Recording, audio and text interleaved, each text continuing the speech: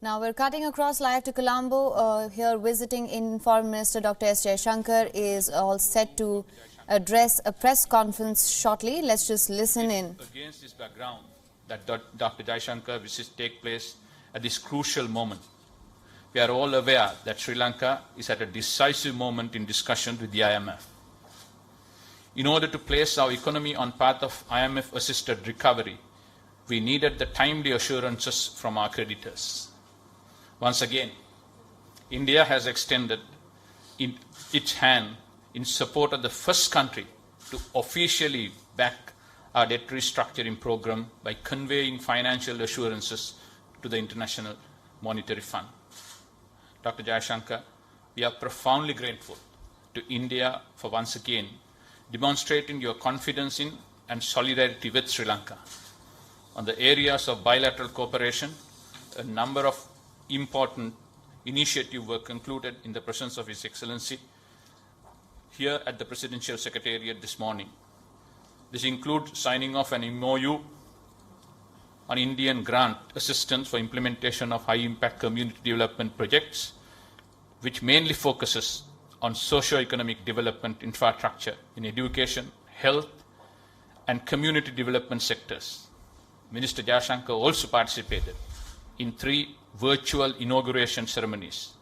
One was to hand over the Kandyan Dancing Academy under the Sri Dalada Maligawa Heritage Project.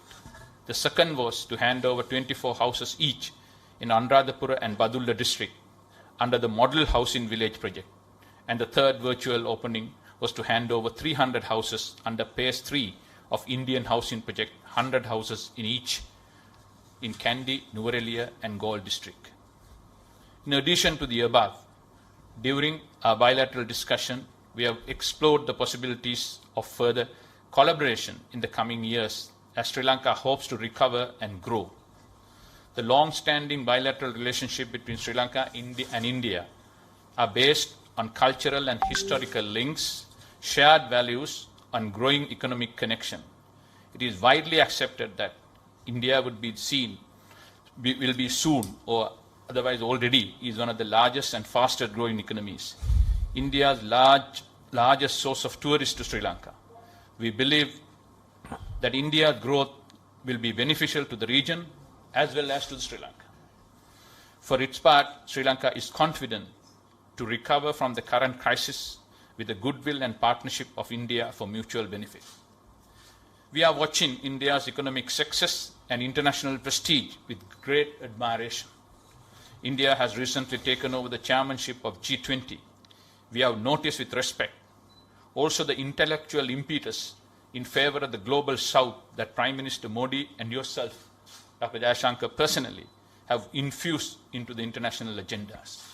Dr. Jaishankar, I take this opportunity to thank you once again for your visit to Sri Lanka and for all the support that you continue to extend to my country. I now give the floor to Honorable Minister Dr. Jaishankar. Thank you. Your Excellency, President of Sri Lanka, Mr. Ranil Wickremesinghe, Your Excellency, Foreign Minister Ali Sabri, friends of the media, dear colleagues. First of all, let me say what a great pleasure it is to be back in Colombo. I thank you, President Ranil Wickremesinghe, for receiving me today. We've had a very good discussion that follows up on my meeting with my counterpart and other Sri Lankan ministers yesterday evening. My primary purpose of coming to Colombo at this time is to express India's solidarity with Sri Lanka during these difficult moments.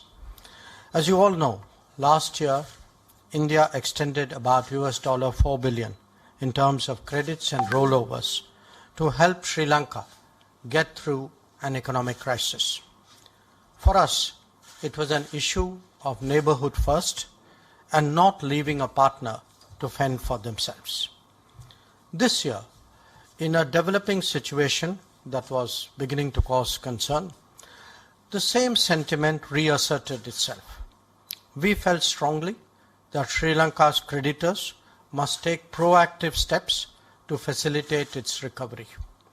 India decided not to wait on others, but to do what we believe is right. we extended financing assurances to the IMF to clear the way for Sri Lanka to move forward. Our expectation is that this will not only strengthen Sri Lanka's position, but ensure that all bilateral creditors are dealt with equally.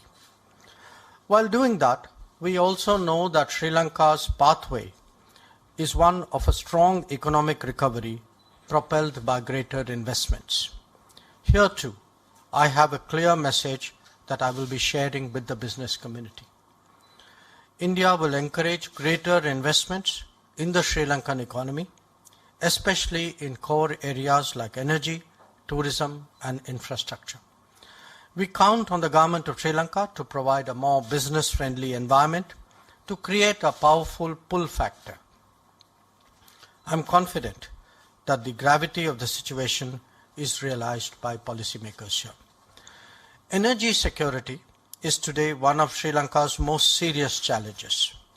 A search for solutions must necessarily encompass the larger region. Only then will Sri Lanka get the full benefit of scale. This country has enormous renewable energy potential that can become a sustainable source of revenue. It has the capability as well for Trincomalee to emerge as an energy hub.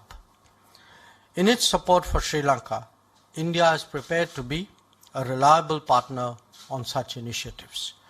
We have today agreed in principle on a renewable energy framework that would take this cooperation forward.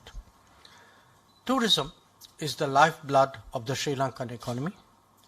I note that Indian tourists are expressing their positive sentiments for Sri Lanka in a very, very practical manner by coming here.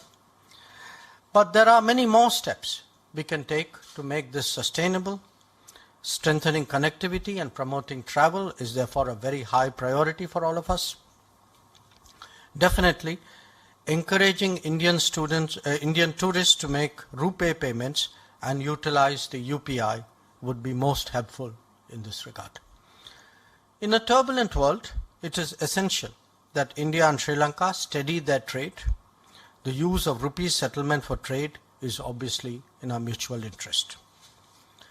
Friends, India has always supported both the political and economic stability of Sri Lanka. The President briefed me on the question of political devolution and his thinking. I shared with him our considered view that the full implementation of the 13th Amendment and early conduct of provincial elections are critical in this regard. Durable efforts towards reconciliation are in the interests of all sections in Sri Lanka. I also spoke of the need to pay special attention to the requirements of the Indian origin Tamil community. I handed over Prime Minister Narendra Modi's invitation to President Ranil Wickremesinghe to visit India at an early date to discuss how our partnership can facilitate Sri Lanka's strong recovery. I once again thank the President for receiving me. I would like to underline that India is a reliable neighbor, a trustworthy partner, one who is prepared to go the extra mile when Sri Lanka feels the need. My presence here today is a statement about Prime Minister Modi's commitment to neighborhood first. We will stand by Sri Lanka in this hour of need and are confident that Sri Lanka will overcome the challenges that it currently faces. Thank you. WION is now available in your country. Download the app now. Get all the news on the move.